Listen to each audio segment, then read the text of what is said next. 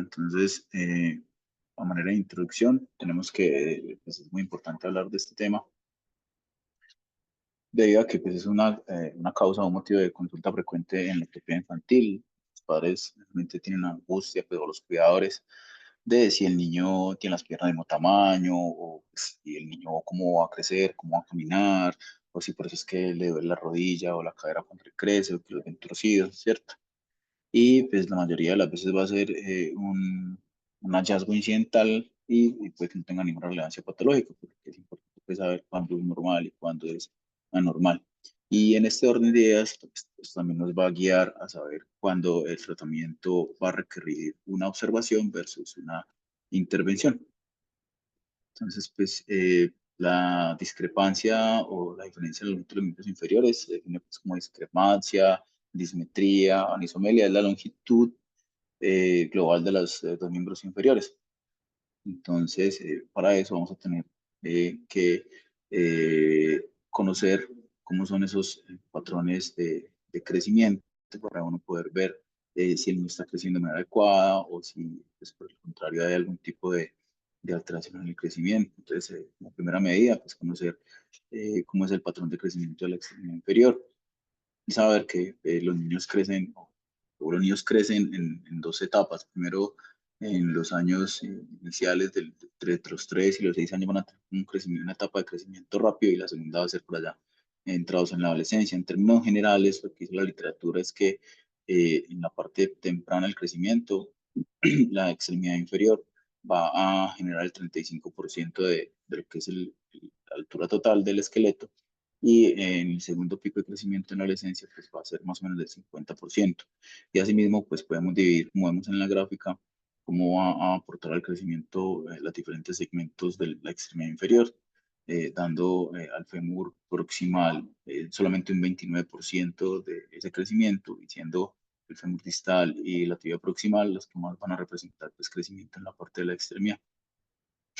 Y pues en la primera columna vemos más o menos cuánto van a crecer por año durante las diferentes etapas, y en la segunda vemos pues que por diferentes segmentos, y en la tercera el total del crecimiento de la extremidad. En cuanto a la epidemiología, pues lo que vemos es que en Estados Unidos más o menos un tercio de la población está escrito que va a tener más de 1 centímetro de diferencia entre las dos longitudes, mientras que en Europa nos hablan de que 1 de cada 1000 pacientes podría tener un tratamiento para esa discrepancia de la longitud. Entonces, hay un estudio del doctor Gross en 1978, donde el doctor quería cuantificar cuál es la discrepancia de los pacientes y los síntomas asociados. Él incluyó 74 pacientes y concluyó que una discrepancia mayor a 1,5 centímetros iba a relacionarse con algún tipo de síntomas de los pacientes. Y sin embargo, pues más adelante mencionaba que el 80% de esos pacientes se iban a quejar era como de síntomas que no eran aludidos a la discrepancia.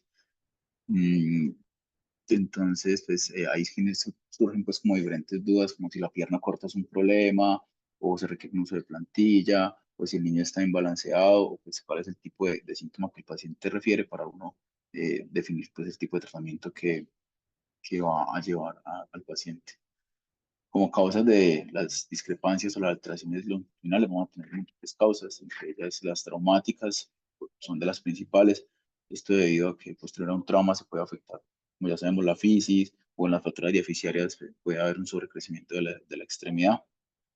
Además, malas uniones, hemangiomas, las causas congénitas y la luxación de cadera nos pueden llevar a estas discrepancias.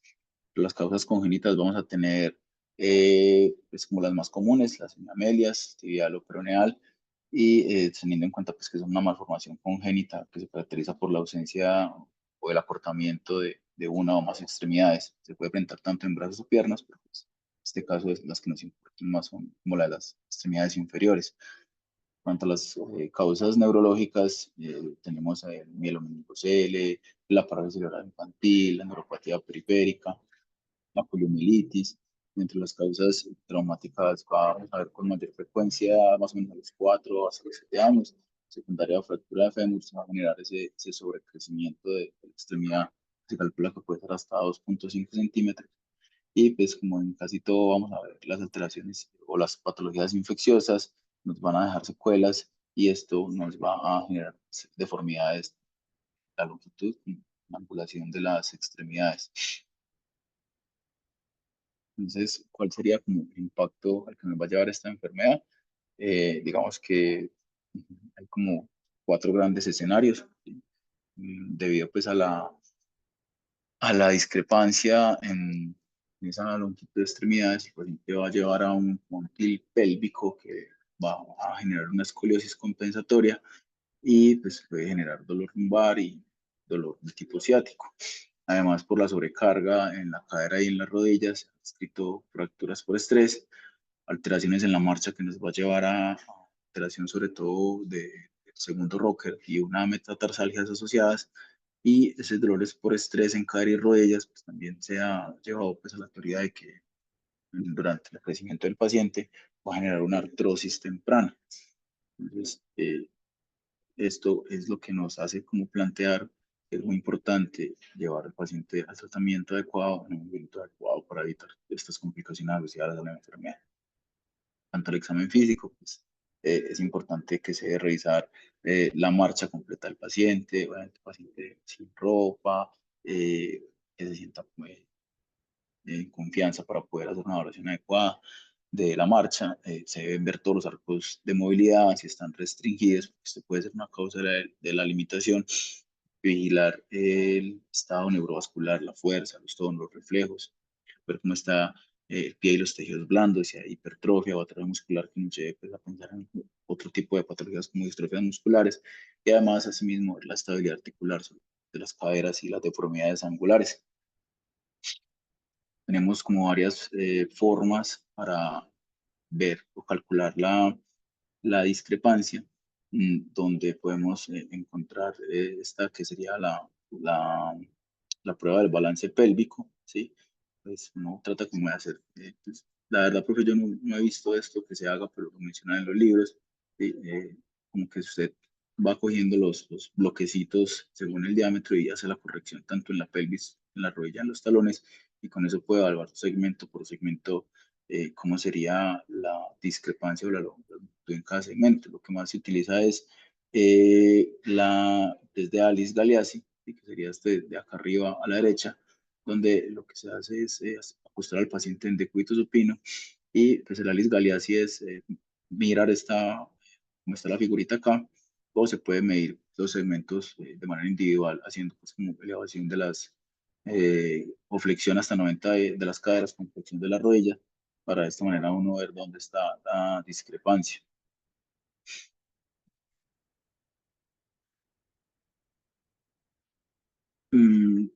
También existe pues la medida de muslo-pierna, donde vamos a hacer el posicionamiento del paciente, pues como se ve en la imagen de la izquierda, y vamos a ver pues el eje real y la longitud real y la longitud aparente. Entonces hacemos la real, se hace desde las crestas al maléolo medial y la aparente desde el ombligo hasta el maléolo medial, para uno ver pues como tratar de minimizar el error, ver pues como cuál es la longitud real de las extremidades. O se puede hacer pues el test con los bloques, donde simplemente se le pide al paciente que se pare y uno mira cómo está el balance pélvico. Y con eso pues tenemos una medición aproximada de cuál es la discrepancia que va a presentar el paciente. Eh, el test de Farril fue una forma inicial de la evaluación de la discrepancia, pues no nos va a medir la longitud eh, ni pues, todos los segmentos de manera adecuada, no mide la pelvis, no da una medida total del segmento, pues, por eso es que no nos va a servir mucho para ver los ejes mecánicos, por eso pues hoy en día ha entrado en desuso para el manejo de la discrepancia, pero pues, lo traigo acá como por cultura general. Lo que es nuestra principal herramienta para el uso actual sería la teleradiografía, donde podemos determinar si hay alineación adecuada del eje mecánico y importante que para hacer el test adecuado, la idea es compensar la dismetría, ¿sí? Como la compensación previamente con el test de los bloquecitos, y con eso se hace la evaluación. Esto nos sirve tanto para la evaluación del paciente como para el planeamiento. Y pues la medida ideal va desde la espina ilíaca posterior superior hacia el borde pues, horizontal de la radiografía, hacia el borde acá de la parte central de la tibia. Eso obviamente necesita unos parámetros estandarizados de manejo, pero pues, lo hacen ahí como los técnicos de radiografía. Tener en cuenta también que hay diferentes patrones de crecimiento y según el Shapiro hay 5 tipos. El primer patrón, el patrón A, es un patrón de un crecimiento sostenido y constante. El patrón 2, un crecimiento progresivo y luego una curva de desaceleración. El tipo 3, donde hay un crecimiento y luego hay una meseta. Esto se da principalmente con los crecimientos postraumáticos, pues post-fractura. El tipo 4, vamos a ver un crecimiento inicial, luego una meseta, un periodo de crecimiento más frecuente en pacientes con patología infecciosa o necrosis vasculares. Y pues, el tipo 5, que es el menos frecuente, donde hay un crecimiento y luego una disminución de crecimiento. Esto es pues, poco frecuente, pero también está descrito. Entonces, ¿cómo vamos a calcular la edad de nuestros pacientes para saber pues, exactamente la manera más precisa cuál es el ósea que presenta y cuál es el restante de crecimiento que va a tener para poder calcular la discrepancia? Entonces, hay como dos cosas que se tienen que tener en cuenta. Uno es que pues, lo más exacto que hay es medir la edad esquelética. ¿Por qué? Porque solamente el 49% de los hombres y el 51% de las mujeres van a presentar coherencia entre su edad cronológica y su edad esquelética. Y hasta el 26% de los individuos la diferencia va a ser mayor a un año. Digamos que la herramienta más esparcida y utilizada en la literatura va a ser el atlas de Crowley y Pyle. eh, Sin embargo, pues se basa en una medición subjetiva de los parámetros de la radiografía que tenemos acá, la radiografía de las manos y las muñecas, y a pesar de que pues, es una evaluación subjetiva, pues, es la que más se utiliza y muestra pues como cierta eh, coherencia entre observador. Hay otras mediciones, las puse acá como para no hacer más larga la charla, que están pues como tratando de estandarizarse, que hay una versión corta este atlas para hacerlo más rápido. Sin embargo, pues aún no están validados en el estudio y en el manejo de las discrepancias longitudinales, pues, todavía no se pueden utilizar. Y con base en ya haber tenido la medición de la edad esquelética, podemos calcular cuál va a ser el restante de maduración de estos pacientes. Y con eso, cálculo de cuál sería el crecimiento que vamos a restar en estos pacientes. Entonces, digamos que desde por allá, como 1970, 1980, se empezaron a crear modelos de predicción de restante de crecimiento para poder calcular estas alteraciones. Y el primero que menciona es el doctor Menelaus, bueno, pues con la fórmula de Menelaus, White-Menelaus. Y este principio se basa en que él da por sentado que las mujeres van a crecer hasta los 14 años y los hombres hasta los 16. Y dice que estos pacientes van a tener un patrón de crecimiento más o menos constante.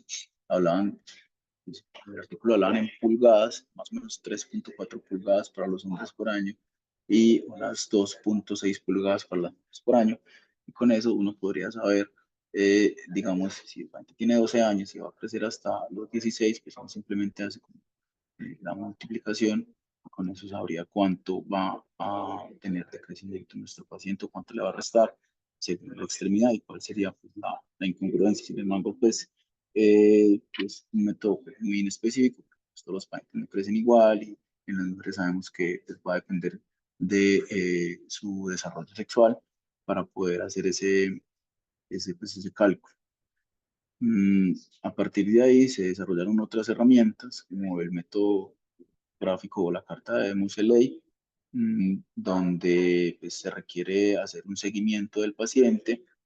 Nos va a calcular una velocidad de seguimiento con base en tres controles diferentes, en diferentes momentos y separados por un intervalo de 6 a 12 meses. Esto que uno puede ya, según la gráfica, calcular o hacer una proyección de cuál sería el crecimiento de la extremidad normal y de la extremidad afectada para uno saber pues, cuál sería la discrepancia a corregir en cada paciente según lo que él esté presentando con su patrón del crecimiento. Y más recientemente, pues, se desarrolló un método de bolsillo, aplicación, se llama la que usted nos mostró el multiplier, es un método simple, es rápido, solamente necesita dos medidas, dos momentos diferentes que recomiendan que sean con 6 meses de espacio y se basa pues en que si hay una constante de crecimiento, pues, puede haber un multiplicador. Esto nos ayuda a determinar la longitud de la extremidad al final de la madurez y pues necesitamos pues como ningún otro parámetro diferente a los básicos del paciente, como la edad, el hueso que vamos a evaluar, eh, cuál es la discrepancia actual, y él nos dice más o menos cuál sería su discrepancia final. Y recientemente están tratando es como de determinar cuando el paciente llega al 90% de su crecimiento.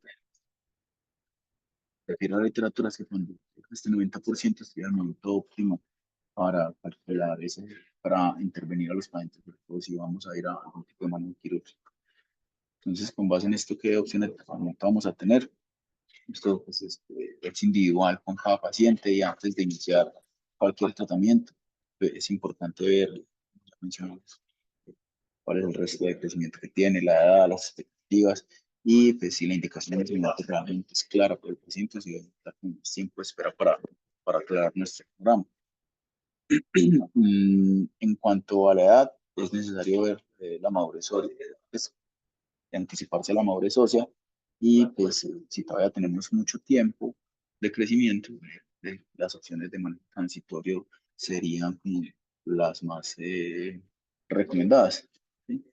Entre los objetivos del tratamiento vamos a buscar tener un equilibrio en la carga, mm, sobre todo la parte pélvica, rodillas al mismo nivel y lograr en lo posible un rango normal de estatura y talla comparado cuando se compara con la talla de los padres del paciente. Pues, tener un equilibrio en eso. Además de eso, pues queremos tener unos extremidades inferiores proporcionales y que no haya pues como una alteración mayor en la función y en la calidad de vida del paciente. Esa es una tabla que encontramos en un resumen de cuáles serían esas opciones de tratamiento que hay para cada uno de estos pacientes, donde vemos que para las discrepancias menores de 1 centímetro no vamos a requerir ningún tipo de intervención. Entre 1 y 2 centímetros, la idea es reducir esa distancia a 1 centímetro y de esa manera no vamos a necesitar ningún tipo de quirúrgico. Entre los 2 y los 4 centímetros podemos hablar de manejo ya quirúrgico,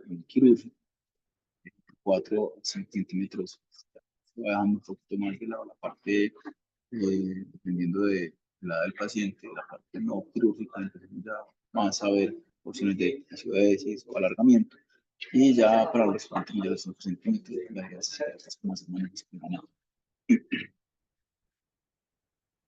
Entonces, como medidas de manejo quirúrgico, cortes, consiste en zapatos que se realce, eh, y le falta al paciente para tener esa discrepancia de máximo 1 centímetro, 1,5. Y pues, muy importante es también las medidas de educación a los padres.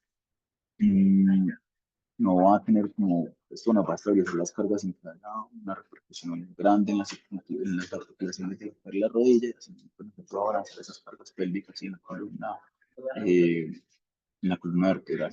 En cuanto a la discrepancia de 2 o 3 centímetros, las plantillas y las anexas compensadoras son útiles para estos pacientes. Lo máximo que yo encontré que se recomendaba de corregir con este tipo de manejo era 2 centímetros, pero pues ya eso es demasiado y yo creo que mi corta experiencia he visto y como lo que hablan los artículos es 5 centímetros sería como lo máximo ideal para corregir. En cuanto al manejo quirúrgico, pues históricamente empezó a describirse en 1933 con el doctor Bemister. Él describió la técnica de episiodesis definitiva. Sin embargo, pues tenía el problema de que era irreversible y que era muy difícil de escoger el momento ideal para llevar a cabo este procedimiento.